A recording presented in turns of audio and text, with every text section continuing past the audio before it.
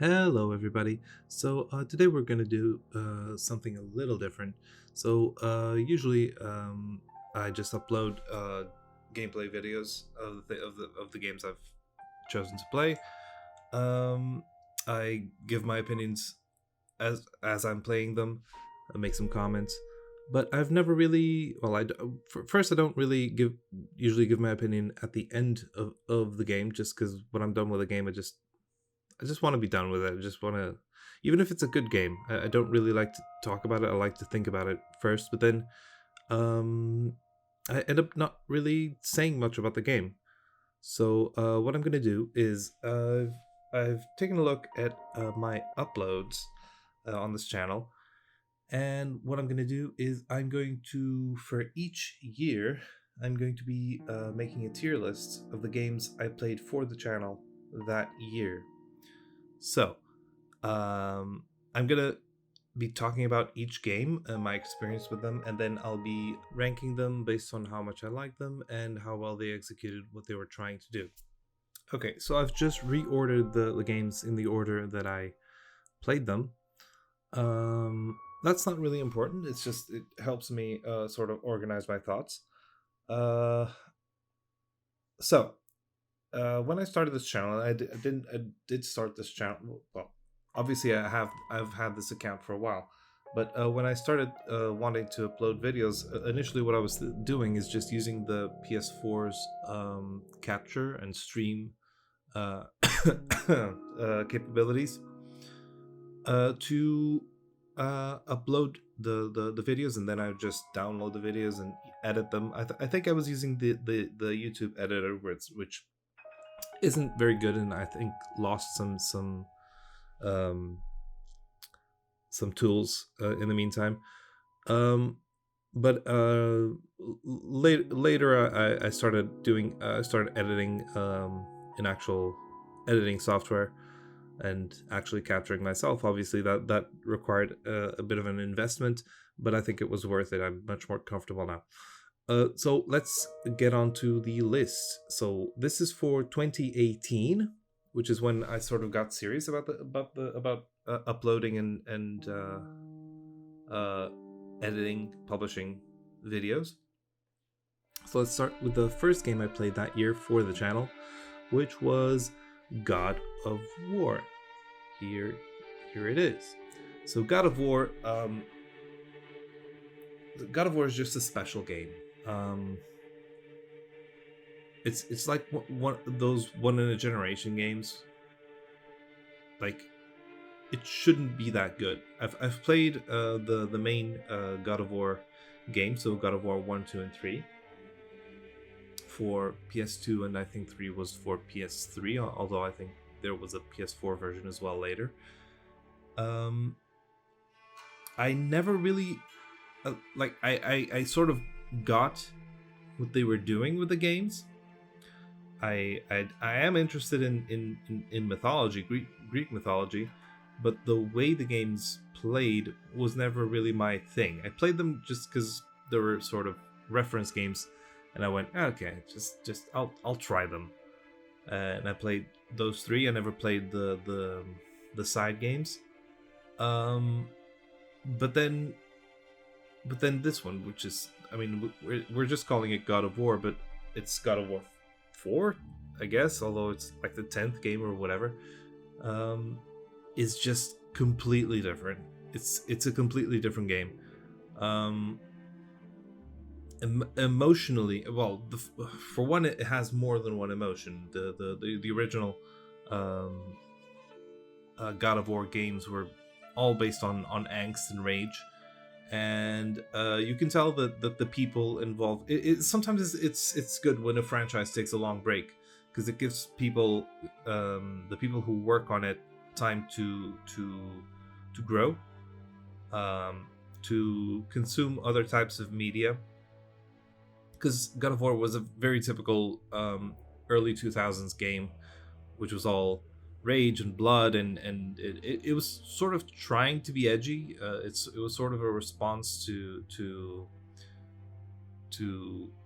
movements to sanitize the games industry, The games industry responded by getting increasingly violent. It's gotten a bit better. Ultra violence now is sort of a niche thing. I'm not saying that violence is sorry. I'm not saying that violence in video games is bad. I'm saying that violence just to be edgy is bad. If you're gonna be ultra violent, at least have a point. You know what I mean? But God of War, the new God of War, uh, still being ultra violent is not so indulgently violent. Like violence in this game isn't like for fun. I mean, it's still part of the game, and the game is fun, but the violence isn't the fun itself. And as I said, it has a lot more emotions involved now. It deals with grief. It deals with fatherhood. It deals with entitlement. It deals with resentment. It deals with envy. It deals with a lot of emotions very well. Good job on that team. It really is sort of a transcendent game. Yeah, and now that the PC version is available, I'm glad that a new group of people will be able to play the game, and I'm sure they'll enjoy it because it really is an awesome game, and it's good that there are some graphical updates for the PC crew as well. So this is sort of a no-brainer. I'm gonna put this in a masterpiece because that's exactly what this game is. It is a masterpiece. It works on all angles. It's still not my type of game. Sort of third-person action. Well, not it's not that it's not my. It's sort of a brawler. Not really a brawler. I can't really classify it. But I would say that it's still not my type of game, but well, not now that I think about it, when you think about the types of games you like, you sort of base that on the games you've played in that sort of genre, and I really like when there's a genre I don't particularly enjoy, like first-person shooters, and then there's one that clicks. There's one that's really, really good. Like, it might not be your type of game, but it's really good. Usually for me, it's the story. If the story's compelling, I'll play the game, but also usually the gameplay needs to be enjoyable as well. And that's what happened here for God of War. The gameplay didn't bother me at all, even though it's generally not my type of game. But I absolutely loved it. So this one is an easy masterpiece for me. On to the next one. So the next game I played in 2018 was the much maligned Battlefront 2, Star Wars Battlefront 2 by EA. I had played the original Battlefront games. I remember buying the first Battlefront game by EA, and I barely played it. It was really focused on multiplayer, which really isn't my thing. Funny enough, I played quite a bit of the multiplayer for Battlefront 2, just because I loved how the game plays, and I had a lot of fun in the multiplayer, especially ship combat. I love ship combat in Battlefront 2. I'm considerably better at ship combat than I am at first-person shooter combat. Although I also played a lot of that.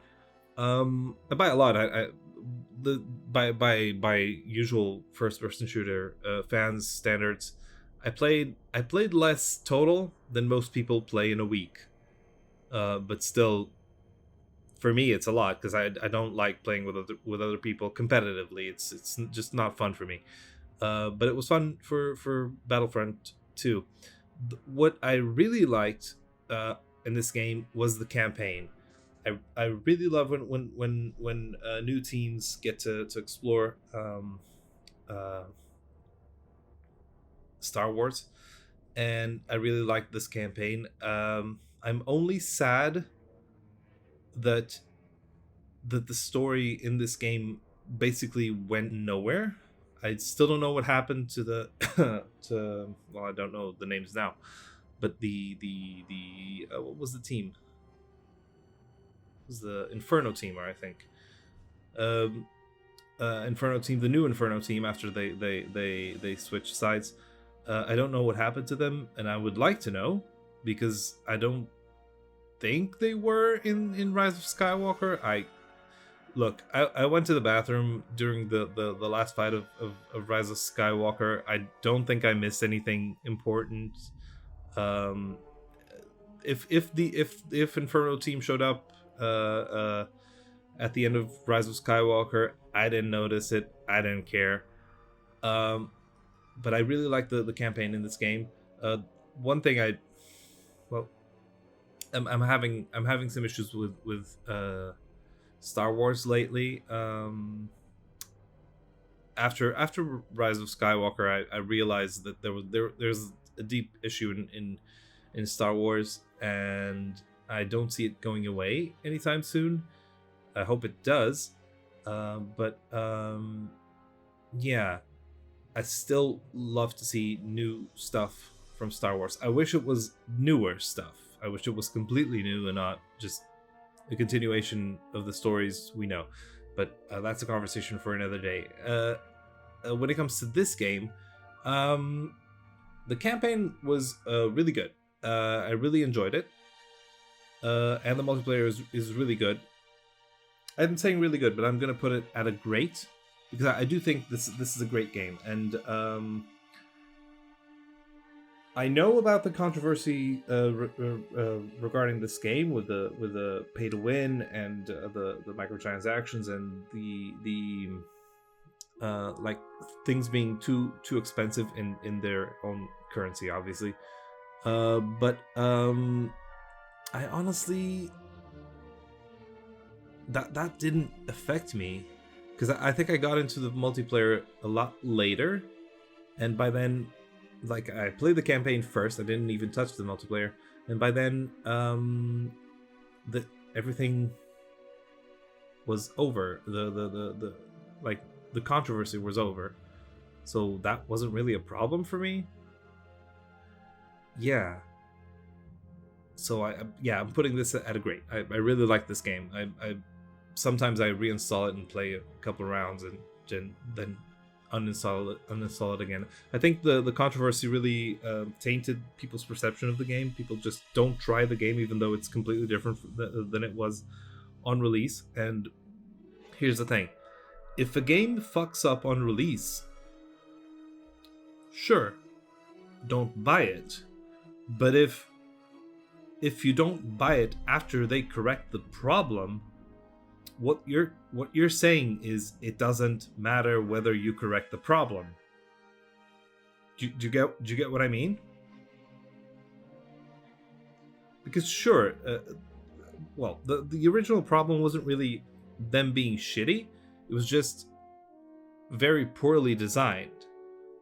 From a balance standpoint, balance in terms of how much time in game you needed to purchase stuff, skins and new characters. But that's not really a serious problem. Do you know what I mean? It's not the game being shitty, and if they correct that, and they don't see a difference in the numbers, they'll only see that as a failed product. So meaning you won't get a Battlefront 3. Not saying that you need to support Battlefront 2 necessarily, but if you like the game, like the gameplay, or rather, if a game is shitty on release and then corrects the problem, and then after correcting the problem, their numbers don't change, they won't see an incentive to make a new game with all the problems already solved from the start. they'll just think, okay, we stop here. So just think about that. Right. Next game, The Witcher Wild Hunt. So this is going to be an easy classification, sort of like God of War. It's another masterpiece. Obviously, I'm just gonna put it there right now. Plop. So this game, this is such a good game. I played the second one. I don't remember when. I don't think it was even close to when I played The Witcher 3. I seem to remember. I think I bought The Witcher a long time before I played it, like 3 years. I think I bought The Witcher when it came out. I think it was in 2015, and only played it in 2018. This is by far my longest series of my longest like for one game, the most videos I've made. It was a fucking nightmare to edit, because I tried to keep, look, a game with multiple side quests. You can play it on in whichever order you want, obviously. But the thing is, when you're trying to show someone how the story works, you either trust that the person will be keeping notes mentally of all the side quests, which they won't, or you can edit in a way that keeps all the side quests together. Meaning, if I have there's the main quest, whatever, but then there is side quest A, side quest B, side quest C. If I do side quests with multiple parts, part 1 of side quest A, then I do part 1 of side quest C, and then part 2 of side quest C, and then part 1 of side quest B, and then part 2 of side quest A, and then back to B, and then back to C. You can't keep track of it. So what I did was I set aside every side quest. I had an Excel spreadsheet saying where each section of each side quest was, and then I just edited them together when I had the whole side quest resolved. So yeah, in that sense, it was a nightmare to edit, but it was worth it. This is an amazing game. I still haven't played the DLC. I don't think the DLC will change my opinion of the game, and if it does, I think it might be for the better. Right now, it is a masterpiece. Again, we need to remember, I did not play this on launch. I know that the game was shitty on launch. Technically shitty, much like Cyberpunk was later. It needed a lot of correction, and when I played it, it had a lot of patches, plus a lot more free DLC apart from the paid DLC. So I know the version I played of the game was not the version that launched. The version I played was a masterpiece. So that's how I'll judge it. There are few games that engrossed me as much as The Witcher 3, which I don't particularly care about The Witcher 2. I did enjoy it though. But The Witcher 3 is just completely different for the type of game that it is, a sort of a third-person open-world RPG. It is one of the best executions I've ever seen. It's showing its age now, but it's still amazing. The story is really compelling. Even the side quests, and I'm sure you've heard about this, but for The Witcher, even the side quests are good. Some of the side quests are better than main missions, and that's not a thing that usually happens. There almost no just straight up fetch quests. There's always a justification for what you're doing, and there are a lot of twists. There's a lot of emotions. Even with Geralt being sort of a mostly non-expressive. I'm not going to say he's not an emotional character. He's not good at expressing his emotions. He's still the emotional center of the game. You sort of see everything from his perspective, and this might be my interpretation. I haven't read the books, but for me, it's not so much that Witchers don't have feelings. It's just that they live so long and they deal with so much shit that they have to they have to cut themselves off. It really doesn't work if they feel everything. So yeah, it's an amazing game. It's, well, not amazing, but it's a masterpiece. That's the problem with these words. I've chosen these because they sort of they're good for sort of because you naturally think that good is better than okay, great is better than good, amazing is better than great, masterpiece is obviously better than amazing. Masterpiece does not mean perfect. It just means sort of in execution wise, it's sort of as good as it could be. And yes, it could be better, but it's like it's a okay. Give me a second. So there are several departments involved in making video games, right?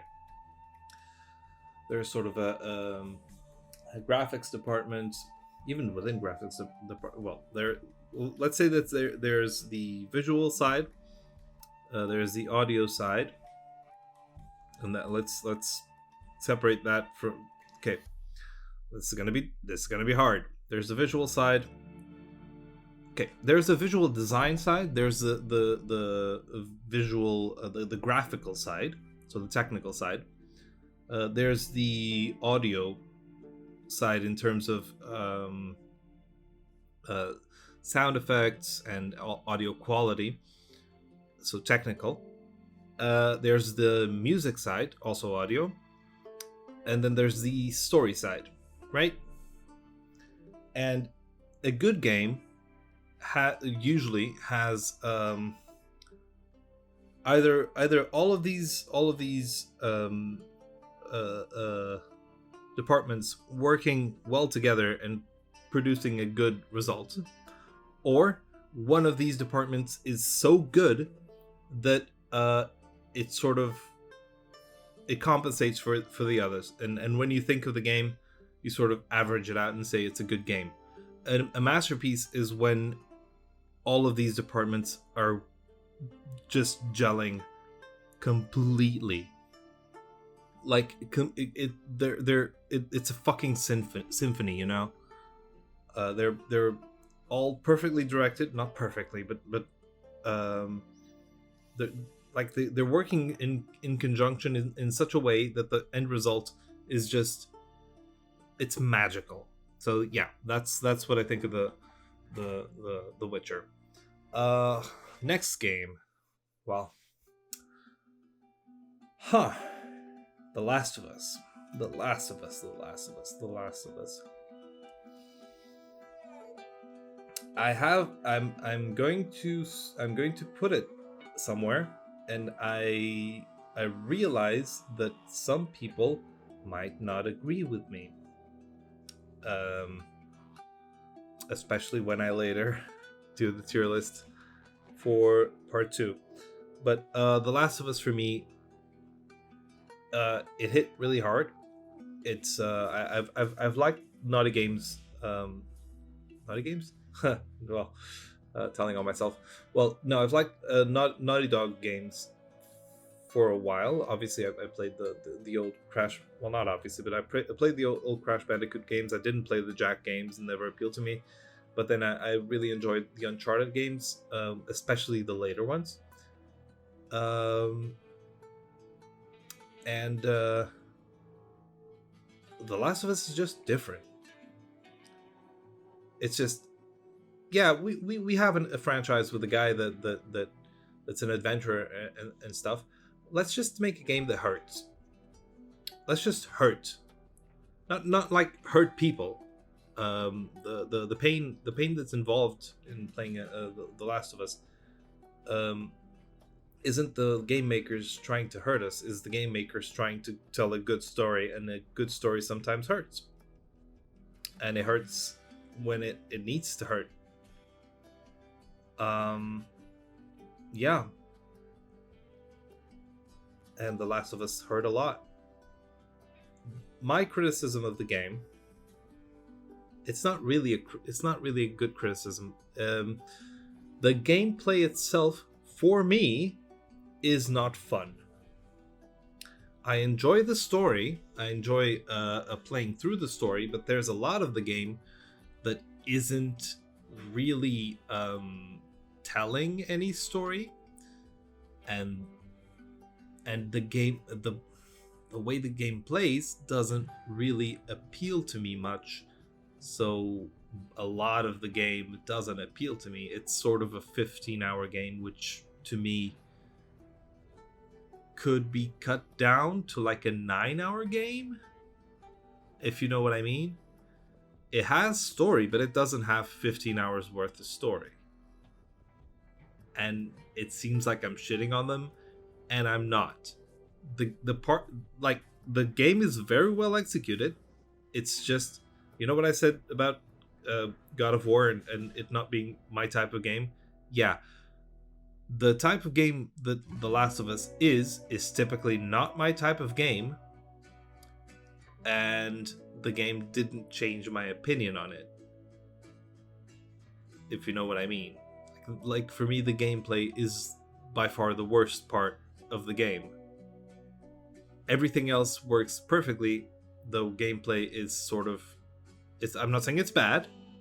I'm saying that comparatively, everything else works better. And so while I do think well, I don't have any adjectives that aren't in this list. So I'll just place it where I think it belongs. It is an amazing game. I think the gameplay it's the weakest part of the game, and that's why I can't really call it a masterpiece. I'm sorry. Yeah. Ugh. I do love the game. I really do love the game. That's the thing I really need for people to understand. I love the game. I'm never gonna play it again, and I'm never gonna play it again because I know the story, and I don't think it's worth investing 15 hours of my life to see like 3 hours of story. I'm sorry. I like the story very much. It's not worth 15 hours for me. Yeesh. Next game, Kingdom Hearts. Now, Kingdom Hearts is a very special series for me. It's one of the few tattoos I have. I mean, I only have two, but one of the two tattoos I have is a Kingdom Hearts tattoo because I really, really like Kingdom Hearts. Kingdom Hearts 1, and here I'm going to cheat a little, because what I played for the channel was Kingdom Hearts Final Mix. However, I played the original before it was Final Mix, and Jesus Christ, this game, the first one, the first game is by today's standards, by my standards of today, is almost unplayable. The way the character moves and the responsiveness isn't there. The platforming is straight up horrendous. Again, the story is amazing. The music is amazing. The gameplay itself, not quite there. They corrected a lot of that in Final Mix. Kingdom Hearts Final Mix is a really great game compared to the first one. If I was just scoring the first one, I would put it a tier below where I'm gonna put it. And yeah, now that I've just realized something, so I'm making tier lists. This isn't necessarily how much I enjoyed the game or what my connection to the game. It's honestly how I think the score that I think the game deserves. Kingdom Hearts, I have a really deep connection with the series. First Kingdom Hearts, it's a great game, and that's it. It's great. It's really great. I really enjoy it. It's a great game, but it's that. So if you want to think about it this way, masterpiece would be if I was scoring this from 1 to 10, a masterpiece, and there's a reason why there aren't categories below this, but masterpiece would be a 10, an amazing would be a 9, a great would be an 8, a good would be a 7, an okay would be a 6. And the reason I don't have, well, this would be naturally a 5 or below. The reason I don't have categories below is, why the fuck would I play bad games? Like, if a game is bad, you sort of know it's going to be bad. You might not like a game, but if it's going to be bad, you sort of know ahead that it's going to be bad. Right? Right? Right? So there really isn't a point to have it, because why would I try games that I suspect are going to be bad? So that's why I don't have anything below it. So I'm gonna say the first Kingdom Hearts is a great game. It is great. Yeah. For next, Last of Us Left Behind.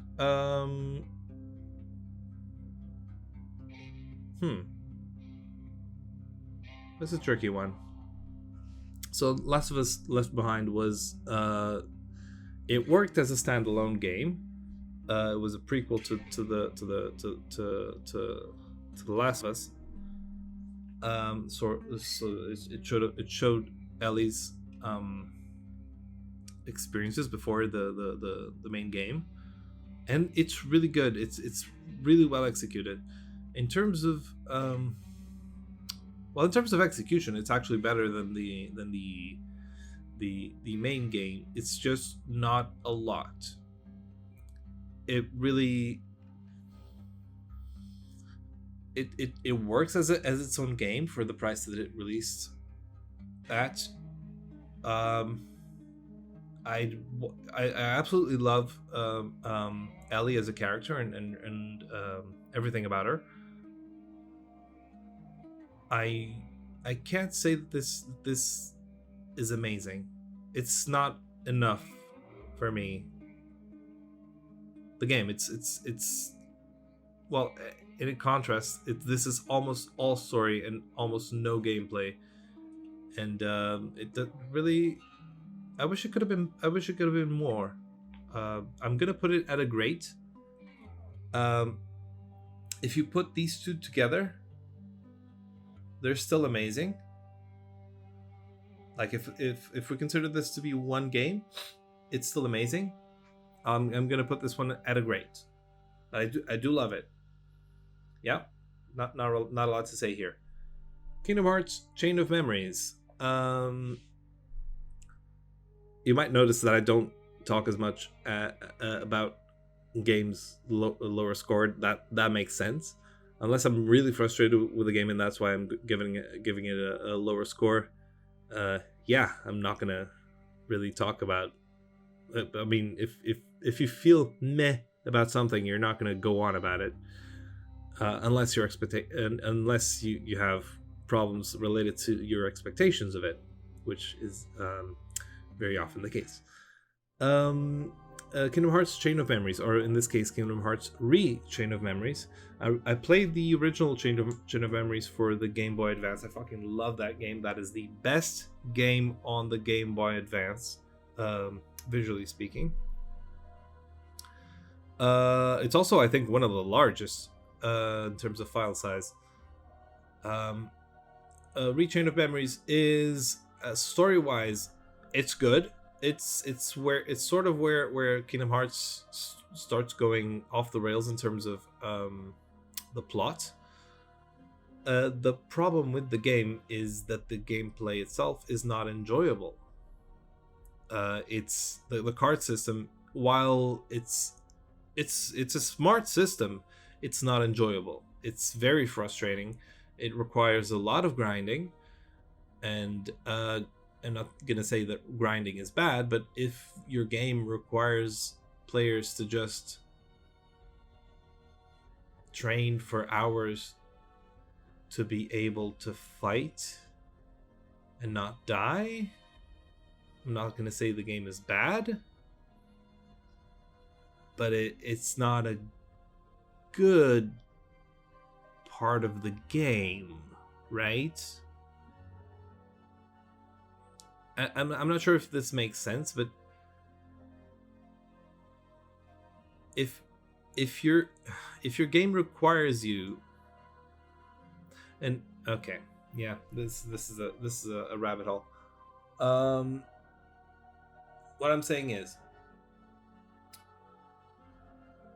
for me, playing the game is progressing, like progressing the story. Obviously, some games don't have story. I don't play a lot of those games, but for me, playing a game is making progress in the main, the center of the game, in the core of the game, and it's sort of, well, I'm gonna say gatekeeping, but it's not like in a like an abusive way. It's just saying, okay, I get that you got to this part of the game.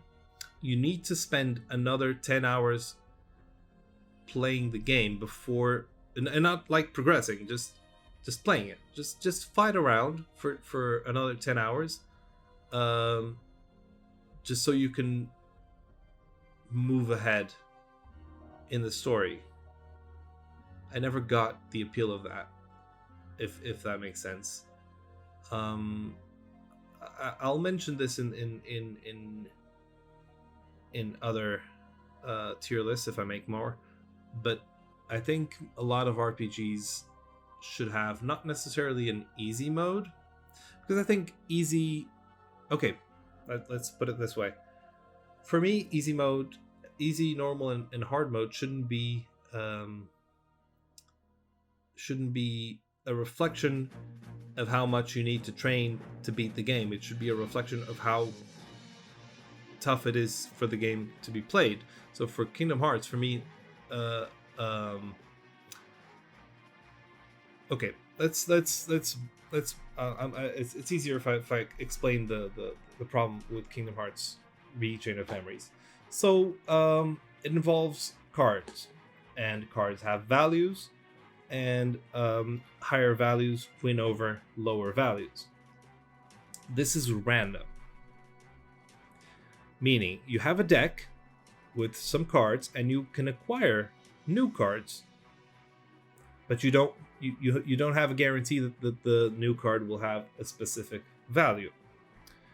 So depending on your luck, you might get to a particular boss in the game having only lower value cards, right?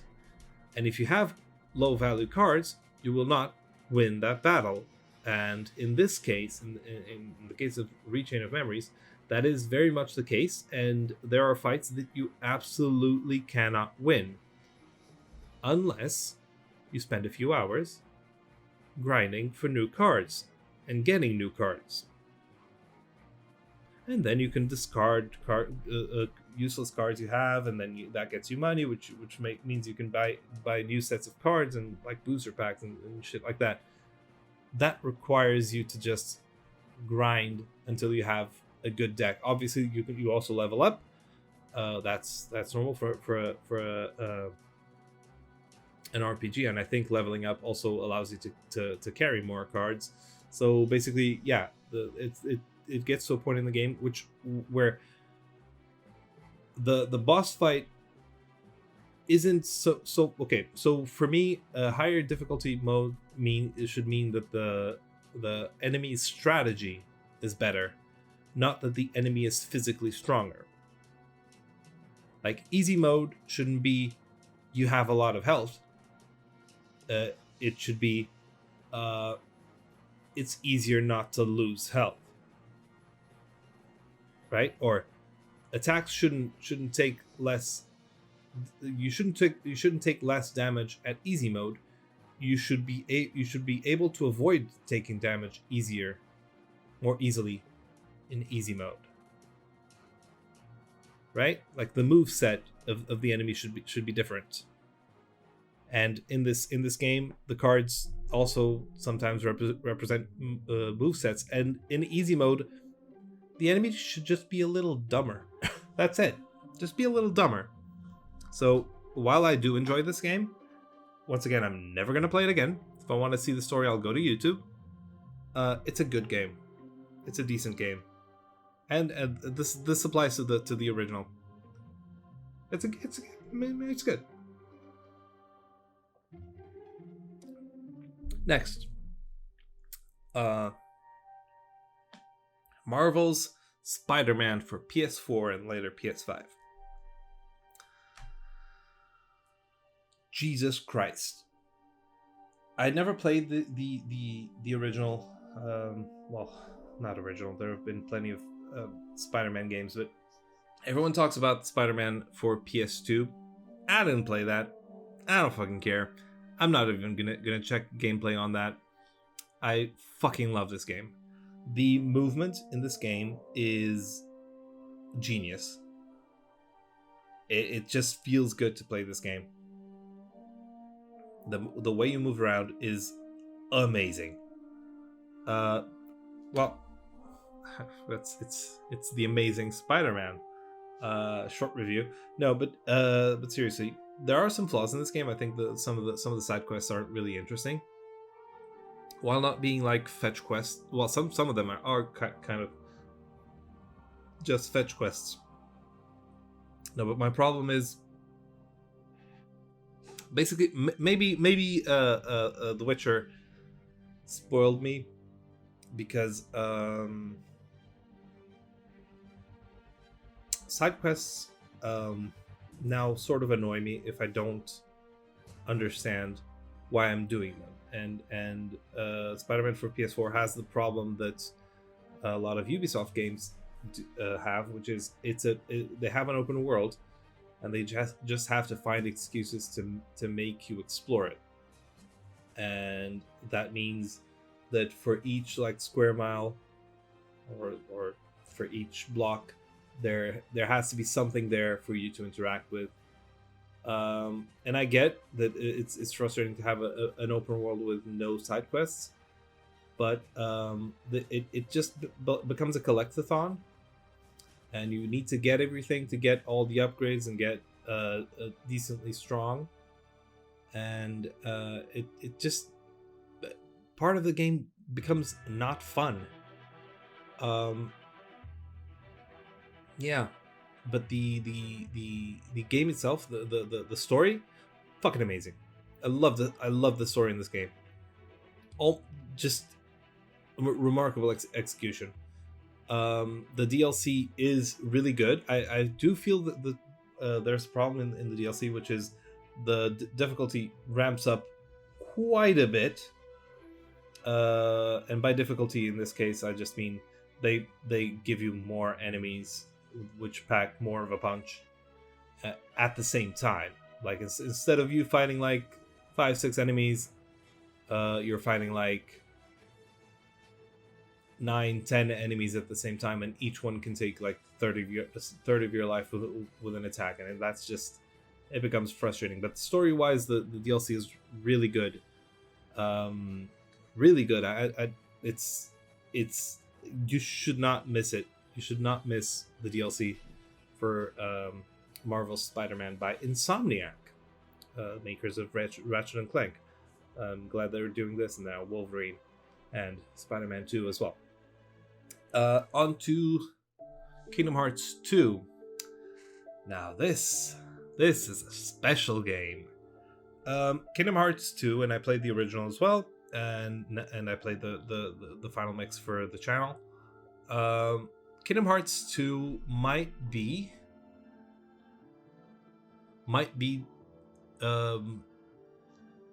the best in the series. Well, there's another contender. but Kingdom Hearts 2 is just in every way an improvement on Kingdom Hearts 1.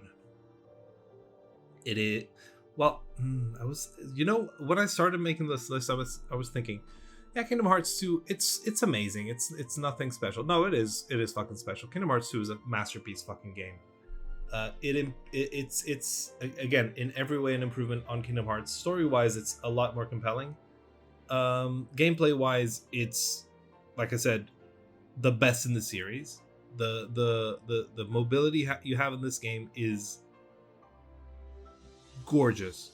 By the way, in terms of it being compelling, Kingdom Hearts 2 hurts. It hurts you. It is painful to play this game because because it makes you care about people, and you hurt when they hurt. And I fucking love this game. I do feel like towards the end of the game, it sort of starts going in like the sort of Tetsuya Nomura direction, which is off the rails and sort of too mystical, and you haven't even seen my final form, although the first one also does that. It's sort of an RPG curse, a JRPG curse. It's fantastic. I love this game. It's one thing that the Kingdom Hearts games don't have, and I don't quite understand why, is a new game plus. I wish they did, so I could just replay the game with everything. Like, don't give me all the abilities and stuff. I mean, like, the abilities that you get through the story.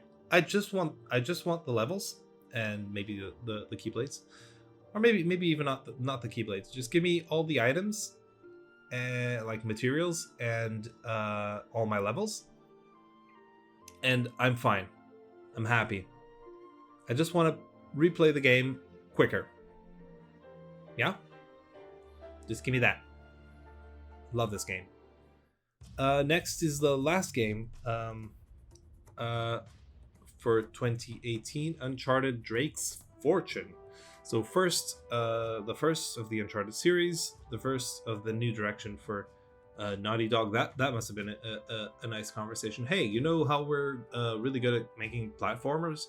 What about well, Uncharted's sort of still a platformer, but how about instead of making what, it's not character action games, but sort of a mascot platform game. How about we make a sort of realistic story based adventure game?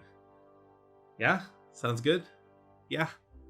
I really enjoyed Uncharted when it came out. Played it again. I think it was the Uncharted Drake's, the Nathan Drake collection. Is that what it's called? I don't know. It's really good. It remasters the games at 60 FPS, and but you still notice a lot. Like Uncharted Drake's Fortune graphically is the worst of the series. Obviously, it's one of the earliest PS3 games. They were still figuring stuff out. The story is really straightforward, but it works. It really works.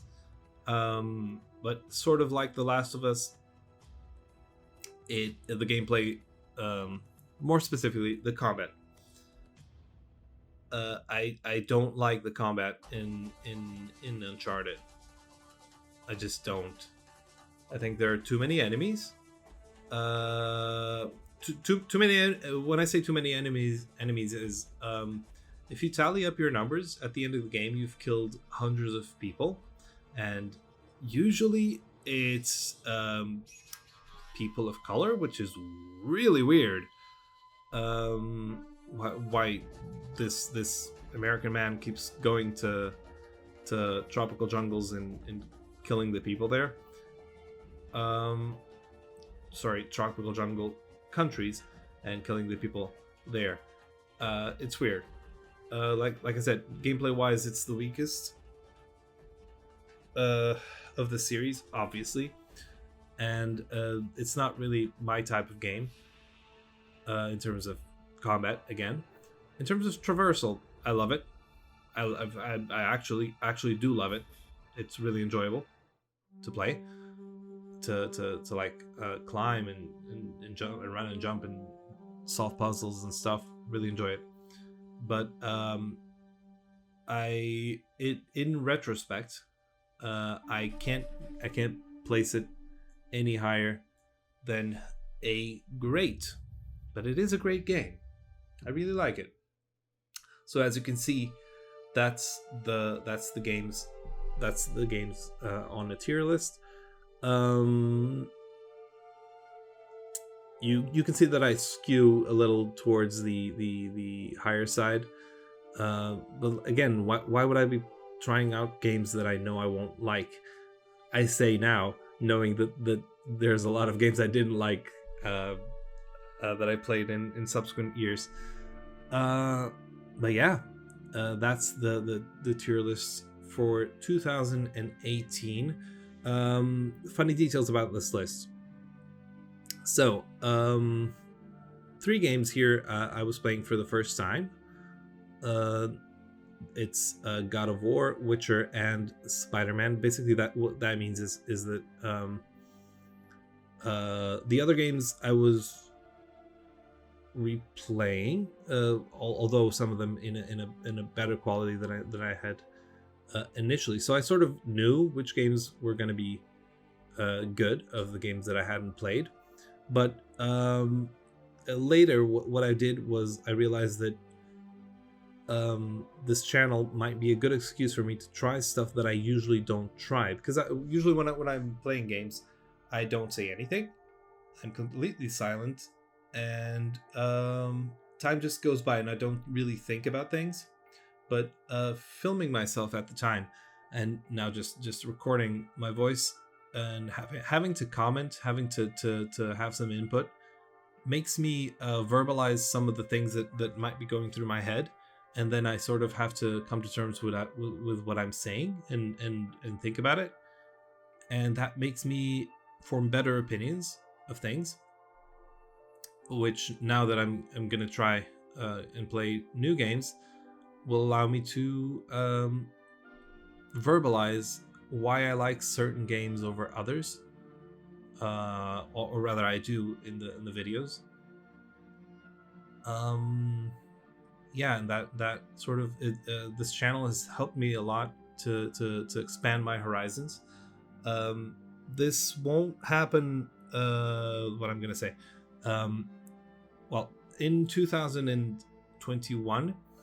I bought an Xbox for the first time. I've never had an Xbox. I bought a Series X because there was a lot of games I've been missing on, and I sort of tried to expand my horizons, and I did, and I'm glad I did because I found really good games there. But yeah, that'll do it for 2018. I don't know when I'll record and publish the one for 2019, although I have the tier list sort of ready to go. Hopefully soon. I hope you enjoyed this, and please look forward to 2019. Standard YouTube goodbye. Obviously giving me a like helps a lot because it allows other people to find this channel, and I know I don't have a lot of views. So you liking the video might help me get more views and subsequent more subscribers, which gets me more views, which helps me grow the channel, and hopefully I'll make something of the channel, because right now it's really just a hobby, although a very time-consuming one. So yeah, thank you, and have a great day. I'll have fun editing this and then publishing it. Yeah. Bye.